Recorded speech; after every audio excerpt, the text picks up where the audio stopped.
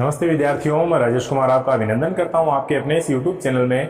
जैसा कि हम देख रहे हैं, आज की इस वीडियो में मैं आपके लिए लेकर आया हूं व्यंजन संधि के वे जटिल नियम जिनका किस तरह से हम सरल भाषा में पूरी तरह से हम हल कर सकते हैं और इनको समझ सकते हैं। दो विकार एक साथ हो जाते हैं, उस नियम के ऊपर आज हम चर्चा करते हैं। आप अपने इस चैनल के ऊपर बने रहिए और सब्सक्राइब अभी तक नहीं किया है तो इसको सब्सक्राइब पहले कीजिए और कमेंट बॉक्स में अपनी प्रतिक्रियाएं लिखते रहिए। चलिए शुरू करते हैं व्यंजन संधि का ये जबरदस्त नियम, जिसको आप देखते ही आसानी से समझ पाएंगे। शुरू करते हैं। व्यंजन संधि में इस नियम में वे कुछ वर्ण ऐसे हैं जो कि हैं तो दंते, लेकिन किस तरह से वे मूर्धन्य की श्रेणी में आ जाते हैं। देखिए, ये चार जो वर्ण हैं, ये स, त, थ और न। विद्यार्थियों, ये चार वर्ण हैं, ये दंते की श्रेणी में आते हैं। जैसा कि हम पढ़ चुके हैं, इनको हम दंते वर्ण कहते हैं। अब ये दंते वर्ण मूर्धन्य बन जाते हैं। ये दंते वर्ण किस तरह से, कौन से वर्ण के साथ संधि करने पर मूर्धन्य बन जाते हैं, यानी ये जो दंते श है वह मूर्धन्य श में परिवर्तित हो जाता है। और किस तरह से ये त वो ट में बदल जाता है, और किस तरह से ये थ में बदल जाता है, और न का ण हो जाता है। ऐसा मैं नियम अभी आपको पढ़ाने वाला हूं और समझाने वाला हूं। शुरू करते हैं। देखिए, दंते मूर्धन्य में परिवर्तित होता है। अब कैसे होता है? चार वर्ण हैं, इन चारों के लिए मैं व्याकरण के नियम लेकर के आपके साथ चलता हूं। आप भी मेरे साथ बने रहिए। पहला नियम कहता है कि नियम बनता है कि पहले ह्रस्व ई या ह्रस्व ऊ हो और सामने दंते स हो तो संधि करने पर दंते स का मूर्धन्य श हो जाता है। बात समझ में आ रही होगी आपके कि प्रथम शब्द के अंत में संधि करते समय दो शब्द होते हैं। पता है कि प्रथम शब्द के अंत में या तो ह्रस्व ई हो या ह्रस्व ऊ हो, तो सामने इस स के साथ संधि करने पर इधर विकार न आकर के सामने वाले स में विकार आएगा कि यह दंते स मूर्धन्य श में परिवर्तित हो जाएगा। उदाहरण से हम समझते हैं। जैसे हमने लिया वि जोड़ सम बराबर क्या होगा? विषम। कैसे होगा? नियम कहता है कि ई यहां निकली ई और संधि करने पर सामने आया हमारे पास विद्यार्थियों दंते स। तो नियम कहता है कि ई के साथ दंते स की संधि हो तो दंते स किस में बदल जाएगा विद्यार्थियों? मूर्धन्य श में परिवर्तित हो जाएगा। ये मूर्धन्य श मैंने यहां रख दिया, बाकी ज्यों का त्यों बन गया अपना क्या? विषम। ऐसे ही ऊ के साथ स की संधि हो तो उदाहरण देखते हैं हम। सु जोड़ समा, क्या निकल रहा हमारे पास? हमारे पास आया ऊ, और ऊ स्वर के साथ में हमने संधि कर दी किसकी? दंते स की। दंते स किस में बदल गया? मूर्धन्य श में। इसकी जगह हमने रख दिया मूर्धन्य श। आसान हो गया। सु समा, केवल क्या बदलेगा? ये दंते स मूर्धन्य श में, बाकी शब्द ज्यों का त्यों। ये लीजिए, हमारे पास संधि युक्त शब्द आ गया सुषमा। प्रश्न है कि इसमें कौन सी संधि है? तो ये व्यंजन संधि है, यहाँ व्यंजन संधि है। बात समझ में आ रही है? चलिए इसी को हम और आगे विस्तार देते हैं। जैसे आ गया नी जोड़ सेध, निषेध आ गया। और निषेध के बाद में हम देखते हैं सु जोड़ स्मिता। बहुत अच्छा उदाहरण है, सु जोड़ स्मिता। तो नी जोड़ शेद है, इसको हम देखें तो विद्यार्थियों क्या हो जाएगा? निषेध हो जाएगा।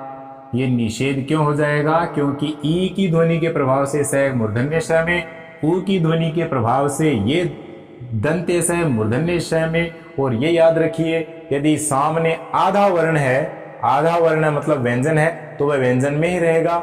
आधे वर्ण की जगह हम आधे वर्ण को ही रखेंगे। कैसे? यह आधा दंते स है, ये आधा दंते स है, तो इसकी जगह हम आधा मूर्धन्य स ही रखेंगे। इससे ज्यादा हम इसमें विकार नहीं करेंगे। ये नियम है सुष्मिता। ऐसे दंते स का मूर्धन्य होता जाएगा। ऐसे ही एक उदाहरण देखें तो अभी जोड़ सेक बराबर बन जाएगा अभिषेक। ये देखिए, दंते स की जगह है ई के कारण मूर्धन्य श।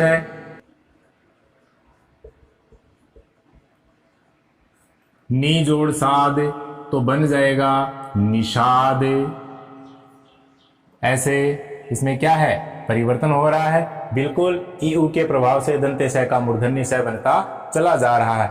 अब मैं इसमें आपको पूरी तरह से हट करके एक चीज बताने वाला हूं, उस पर आपको आना है, क्योंकि अभी तक ये नियम सरल था और अब ये नियम थोड़ा जटिल बनने वाला है। कैसे, देखिए, ई ऊ के सामने यदि स हो, विद्यार्थियों ध्यान देना, ई ऊ के सामने यदि स दंते हो तो उसका मूर्धन्य श बन जाता है, और इसके सामने इनमें से थ और न यदि थ हो तो वह विद्यार्थियों ठ में बन जाता है, ठ बन जाता है। और विद्यार्थियों यदि यहाँ पर न हो तो न का ण बन जाता है। अब इसमें जो मैंने अभी जोड़ दिया कि विशेष बताने वाला हूं, वो विशेष क्या है, इस तरह का एक शब्द आएगा जिसमें प्रथम शब्द के अंत में ई या ऊ में से कोई सी ध्वनि आएगी और सामने जो शब्द होगा, जो मिलेगा, उसमें पहले तो दंते स होगा, पहले तो दंते स होगा, यानी नंबर 1 पर यह दंते स होगा। लेकिन नंबर 2 पर यदि थ और न में से कोई सा वर्ण आए, मतलब या तो थ आएगा या फिर न आएगा, इनमें से कोई सा वर्ण दूसरे क्रम पर आएगा, 2 नंबर पर आएगा। जैसे 2 नंबर है, इसमें या तो थ आएगा या फिर न आएगा, तो विद्यार्थियों थ आए तो वह ठ में बदल जाएगा और न आए तो ण में बदल जाएगा। स के एकदम पास, इस स के एकदम बाद या तो थ आएगा या फिर न आएगा, तो थ का ठ बन जाएगा, और थ नहीं आता है तो न आता है, तो न आता है तो न ण में परिवर्तित हो जाएगा। इस तरह से 2 विकार होंगे। कितने विकार होंगे? 2 विकार होंगे, 3 विकार नहीं होंगे। ये तीनों वर्ण एक साथ आते हैं तो केवल 2 में ही विकार होगा, तीसरे में विकार नहीं होगा। यदि स के पास थ आए तो ठ बनेगा, स के पास न आए तो उसका ण बनेगा। उदाहरण से हम समझते हैं, जैसे हमने लिया नी जोड़ स्था, ध्यान देना, नी धन स्था, क्या आ रहा हमारे पास? ई। अब ई के सामने क्या आ गया? दंते स, दंते स आ गया, गौर करना, यह आ गया दंते स, और फिर क्या आ गया? थ, थ आ गया, तो स आधा है, इसलिए मैंने यहां पर क्या लगाया है? हलंत लगाया है। अब इस ई के प्रभाव से ये जो दंते स है विद्यार्थियों, ये किस में बदल गया? इसकी जगह आ गया मूर्धन्य श व्यंजन आधा, और थ की जगह पर क्या आ गया विद्यार्थियों? इस थ की जगह पर आ गया ठ, और आ की मात्रा आ गई यहां पर। अब इस शब्द को मैं बनाता हूं कि नी का नी रहेगा, और इस स की जगह पर क्या आ गया? मूर्धन्य श आधा, ये मैंने लिखा। थ किस में बदल रहा है? थ इस स के पास में है, इसलिए क्या बन गया? ठ बन गया। ये अपना शब्द हो गया निष्ठा, ये अपना क्या शब्द हो गया? निष्ठा। ऐसे ही वी जोड़ स्था, वी जोड़ स्था बराबर विष्ठा। बस यही नियम है, बिल्कुल यही नियम है। ऐसे ही हम ऊ को देखते हैं।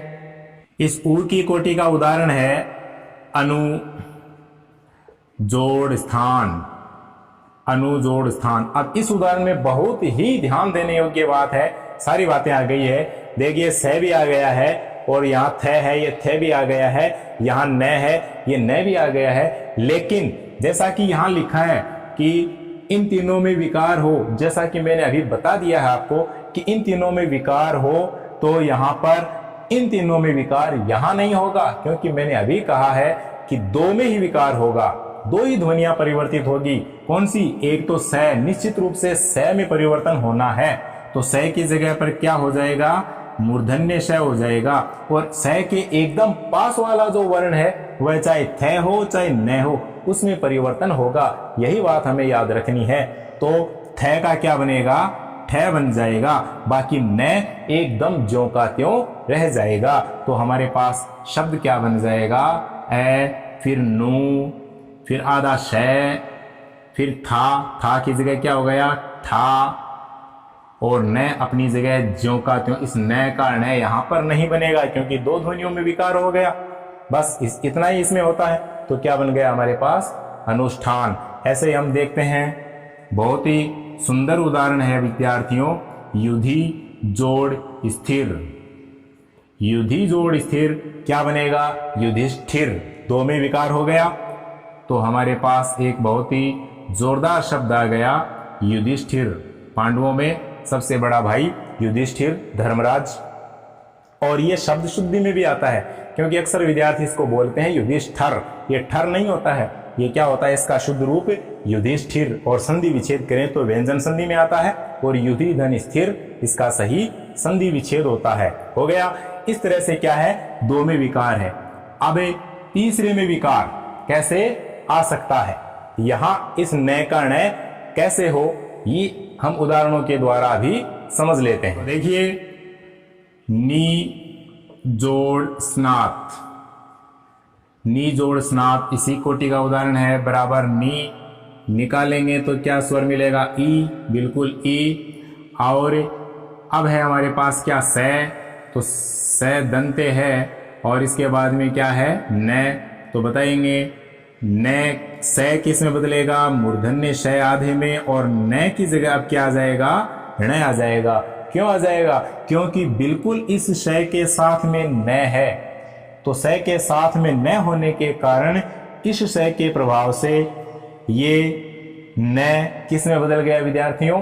ण में बदल गया। बिल्कुल बात आसान हो गई।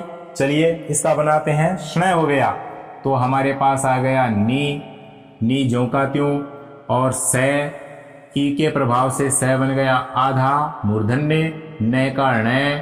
चूंकि इसके आ की मात्रा है तो हमें आ की मात्रा यहां लगानी है, तय को यहां पर रख दिया। अब बताएं क्या बन गया हमारे पास? निष्णात। सन्न। नी जोड़ सन्न बराबर हो जाएगा, से का क्या हो गया? दंतेशय का मूर्धन्य शय बन जाता है। तो और आधा न है तो आधा ण हो जाएगा, और न पूरा है तो पूरा ण हो जाएगा। ये हो गया निषण्ण। ऐसे ही ऊ का हम देखें तो सु जोड़ सेन बराबर बन गया, दंते से मूर्धन्य शय में लिख दूं क्योंकि नियम कहता है, और न की जगह ण हो गया, बन गया हमारे पास क्या? सुषेण। ऐसे ही सु जोड़ सुमना तो बराबर पहला सु ज्यों का त्यों, और ये सामने वाला ऊ के सामने वाला दंते से मूर्धन्य शय में आ जाएगा, और मैं अपनी जगह और न की जगह आ जाएगा णा, सुषुम्ना। ऐसे क्या हो गया? दो वर्णों में विकार इस संधि में हो सकता है, तीसरे में इसमें विकार नहीं होता है। इस बात को पूरा आप दिलो दिमाग में बैठा के रखिए, तो ये ऐसे उदाहरण वो आपके बिल्कुल सही जाएंगे। इसी का हम अगला रूप देखते हैं, इसी में हम थोड़ा सा आगे बढ़ते हैं। तो चलिए इसमें थोड़ा और विकार हो जाता है। वह क्या है? वह यह है कि स व्यंजन यानी मूर्धन्य शय यदि पहले आ जाए और सामने यदि तय और थ में से कोई सा वर्ण आए तो तय की जगह पर ट हो जाएगा, तथा इस थ का विद्यार्थियों ठ हो जाएगा। इतना सा इसमें हमें दिखाई देगा कि श व्यंजन आए। जैसे अभी भी हमने देखा कि अभी हम जो संधि कर रहे थे उसका ये सरल रूप है, थोड़ा सा खुल करके हमने इसको स्पष्ट किया है। कैसे कि जैसे अभी हमने देखा निष्णात, तो श के बाद में न आया तो वह क्या बन गया? श के बाद में न में बदल गया, तथा श के बाद में थ आया तो थ किस में बदला? ठ में बदला। जैसा कि हमने युधिष्ठिर में, निष्ठा में, इन उदाहरणों में देखा। तो वैसे ही बात यहाँ है, यहाँ श के बाद में तय थ वो किस में बदलेंगे? ट ठ में बदलेंगे। तो इसमें और इसमें अंतर क्या है तो ये इसी कोटि का, लेकिन अंतर ये है कि प्रथम शब्द के अंत में क्या आएगा? मूर्धन्य श आएगा, और द्वितीय शब्द के शुरू में क्या आएगा? तय या थ में से कोई सा वर्ण आएगा। जैसे सरल उदाहरण देखते हैं इसका, पुष जोड़ ती। तो श व्यंजन और श के बाद में संधि का निशान, और संधि करने पर तय किस में बदल गया? ट में। तो ती की जगह क्या हो गया? टी। तो मैं क्या कर दूं इसका? पुष्टि। ये देखिए पुष्टि। ऐसे ही सृष्टि का विच्छेद करें तो सृष जोड़ टी बन गया क्या विद्यार्थियों? सृष्टि। ऐसे ही हम देखें पुष्ट, तो पुष जोड़ तय बराबर पुष्ट बनता जा रहा है। ऐसे ही उत्कृष्ट, उत्कृष्ट जोड़ तय बराबर क्या बन गया? उत्कृष्ट। ये देखिए उत्कृष्ट, ऐसे ही उत्कृष्ट का विलोम निकृष्ट या अपकृष्ट देखें तो वह भी ऐसे ही बनेगा, निकृष्ट जोड़ तय बराबर निकृष्ट। ऐसे ये उदाहरण ऐसे बनते चले जा रहे हैं। थ का उदाहरण हम देखें तो यहाँ क्या होता है? यहाँ केवल और केवल एक ही वर्ण में विकार हो रहा है। ऊपर वाले में दो वर्णों में विकार हो रहा था, एक में भी हो रहा था, दो में भी हो रहा था, लेकिन यहाँ केवल और केवल श मूर्धन्य के बाद में यदि तय थे आते हैं तो एक में ही विकार होता है। कैसे? तय के इस तरह से। और अब हम थ के देखते हैं, तो थ के देखें तो शश जोड़ थ बराबर क्या हो गया? षष्ठ। छह हो गया, षष्ठ यानी छह होता है। ऐसे ही जिसका हम बार बार नाम लेते हैं पृष जोड़ थ बराबर पृष्ठ। ये पृष्ठ का संधि विच्छेद है, पृष जोड़ थ बराबर पृष्ठ। इस तरह से ये उदाहरण बनते चले जा रहे हैं। ये हो गया इसी कोटि का एक अगला छोटा सा उपनियम। अब हम इसके आगे बढ़ें तो इसमें थोड़ा सा और हमें नई बात नजर आएगी, थोड़ा सा और कुछ नया नजर आएगा। तो उस नए के लिए आप बने रहिए। चैनल को आप सब्सक्राइब अवश्य कीजिए, बेल आइकन दबाना नहीं भूलेंगे, ये भी मैं आपसे आशा करता हूँ। चलिए हिंदी सीखते हैं, आगे संधि की ओर बढ़ते हैं। ये मैंने बहुत ही सरल ढंग से सार रूप में अध्ययन करके इसको स्पष्ट करने का एक तरीका अपनाया है, जिसको आप समझते जाइए, आराम से समझ में आएगा और कंपटीशन में आप किसी तरह से पीछे नहीं हटेंगे, ऐसा मेरा विश्वास है। इसी विश्वास को कायम रखते हुए मैं आगे बढ़ता हूँ।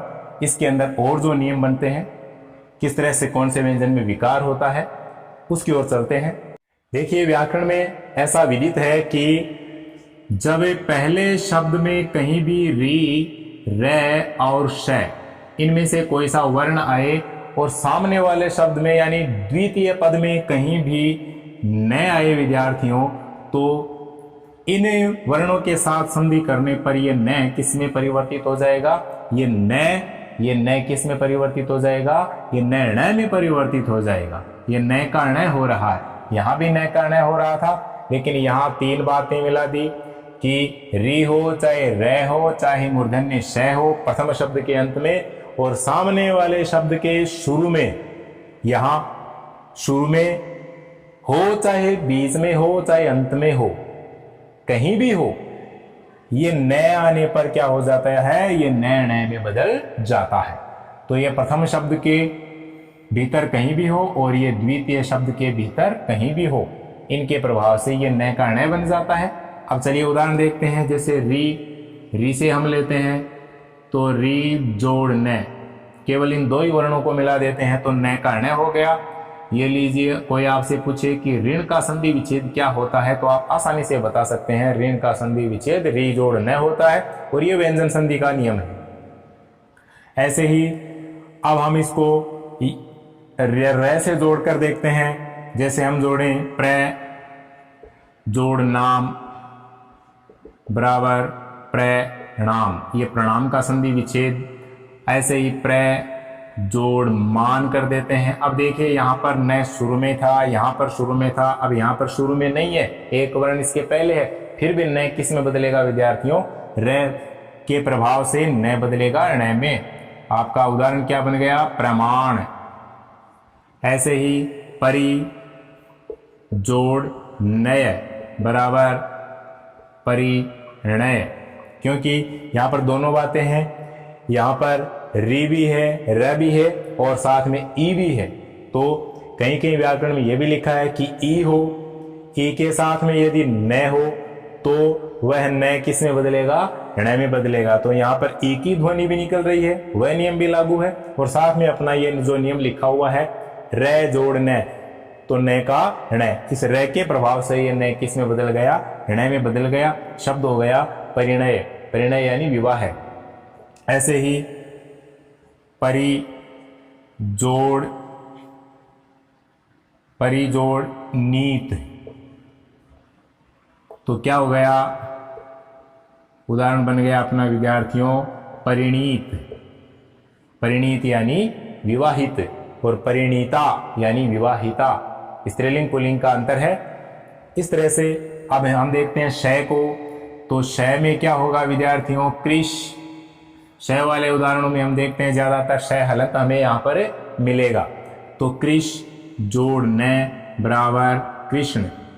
ये देखिए, ये कृष्ण का संधि विच्छेद ऐसा होता है, स मूर्धन्य व्यंजन के प्रभाव से ये न है वो न में परिवर्तित हो गया है, कृष्ण। ऐसे ही त्रिश जोड़ ना बराबर तृष्णा, त्रिश जोड़ ना बराबर तृष्णा हो गया। अब विष्णु का संधि विच्छेद करें तो वही बात है, विष जोड़ नु। विद्यार्थियों हमारे पास क्या शब्द आ गया, हमारे पास शब्द आ गया विष्णु। इस तरह से हम इनके विच्छेद करते चले जाएंगे और इस नियम के आधार पर हम इस उदाहरणों को हम इस तरह से हम समझते चले जाएंगे तो हमारे लिए कोई समस्या नहीं रहेगी। तो दंत्य वर्ण की मूर्धन्य वर्णों में परिवर्तन करने वाले इस संधि के अन्य महत्वपूर्ण उदाहरणों में मैंने कुछ लिखे हैं, चलिए इनको हम समझ लेते हैं। और ये काफी इंपॉर्टेंट उदाहरण की श्रेणी में आते हैं और इनमें कई बार विद्यार्थी परीक्षाओं में विचलित होने की परिस्थिति में आ जाते हैं, तो उस परिस्थिति का निवारण करने के लिए उदाहरण मैंने यहाँ लिखे हैं। चलिए देखिए, सुशिर, सु जोड़ शिर, उ के प्रभाव से स किस में बदलेगा, उ के प्रभाव से स किस में बदल जाएगा, दंते का मूर्धन्य हो जाएगा, तो हमारे पास क्या हो गया, सुशिर। ये देखिए, ये चार वाद्य यंत्रों में एक प्रकार का वाद्य यंत्र होता है सुशिर, जिसको फूंक दे करके बजाया जाता है। ये जीके के प्रश्नों में आता है कि फूंक देकर बजाया जाने वाला वाद्य यंत्र किस कोटि में आता है, वो सुशिर। तो देखिए, सु जोड़ सिर, मूर्धन्य से आ गया, ये गौर करना है। अनु जोड़ संग, उ के प्रभाव से, उ के प्रभाव से विद्यार्थियों दंते स किस में बदलेगा, मूर्धन्य श में बदलेगा, अनुषंग। अब ये देखिए, बड़ा ही इंपॉर्टेंट उदाहरण मैं बता दूं आपको, ये RAS की एग्जाम में आ चुका है, ये RAS 2019 में ही आया है। प्रति जोड़ स्थित, तो क्या बनेगा, प्रति, ये स किस में बदल गया, इस ई के प्रभाव से, इस ई के प्रभाव से ये स किस में बदल गया, दंते स मूर्धन्य श में, और थी की जगह क्या हो गया, ठी हो गया। ठ किस में बदल गया, ठ में बदल गया, प्रति। और ये जो मात्रा यहाँ लगी है यहाँ भी लग जाएगी, बाकी तय। विद्यार्थियों क्या बन गया, प्रतिष्ठित। प्रतिष्ठित का सही विच्छेद प्रति जोड़ स्थित होता है। शश जोड़ ती बराबर बन गया हमने अपने पास षष्ठी। इस शय के प्रभाव से तय किस में बदल गया, इस शय के प्रभाव से ये तय इस तय में बदल गया, हो क्या गया, षष्ठी। षष्ठी का मतलब 60 होता है, षष्ठी का मतलब ये 60 की संख्या होता है। और वृष जोड़ ती बराबर हमारे पास हो गया शब्द वृष्टि। शूर्प जोड़ नखा, यहाँ पर र है, यहाँ पर र है, और र अभी हमने बताया पढ़ा था कि री र शय हो तो सामने वाला न किस में बदल जाएगा, ण में बदल जाएगा। तो शूर्प, इस र के प्रभाव से ये न क्या हो गया, ण हो गया, बाकी ज्यों का त्यों। तो लिख दूं शूर्प जोड़ नखा, तो शूर्पणखा, न का केवल ण हो जाएगा, बाकी शब्द अपनी स्थिति में रहेंगे, शूर्पणखा हो गया। नारा जोड़ अयन बराबर नाराय, र के प्रभाव से न ण में बदल जाएगा, नारायण। देखिए यहाँ पर नारा जोड़न, ये दीर्घ संधि का भी पुट लग रहा है, लेकिन मूलतः इस र के प्रभाव से न में परिवर्तन है। तो दोनों विकल्प आ जाए यदि स्वर संधि और व्यंजन संधि, तो विद्यार्थियों कंपटीशन के उस प्रश्न पत्र में हमें निश्चय ही इसमें व्यंजन संधि का विकल्प चुनना चाहिए। नारा जोड़ अयन बराबर नारायण, यही बात इसमें है। राम जोड़ अयन, ये दीर्घ स्वर संधि की तरह दिखता है, लेकिन व्यंजन संधि वाला विकल्प भी आता है, तो ये इसमें प्रधानता रखता है। राम जोड़ अयन बराबर रामायण। और ऐसे ही विद्यार्थियों प्र जोड़ आन, र के प्रभाव से न का क्या बन गया, ण बन गया। प्र के साथ आ मिल गया तो प्रा हो गया, संधि दीर्घ संधि की तरह, लेकिन न में क्या आ गया, विकार आ गया पूरी तरह से, प्राण। इस तरह से ये उदाहरण है वो बड़ा महत्व रखने वाले उदाहरण है। आशा करता हूँ कि ये वीडियो आपके समझ में आया होगा। इसी व्यंजन संधि का एक अंतिम वीडियो में इसकी बिल्कुल बाद में आपको लेकर आने वाला हूँ, उसको भी आप देखेंगे और इनको भी आप समझेंगे। ये बहुत ही कम समय में मैंने आपको सारगर्भित सामग्री पेश की है। पसंद आए तो वीडियो को लाइक कीजिए, सब्सक्राइब कीजिए और चैनल पर बने रहिए। धन्यवाद। जय हिंद।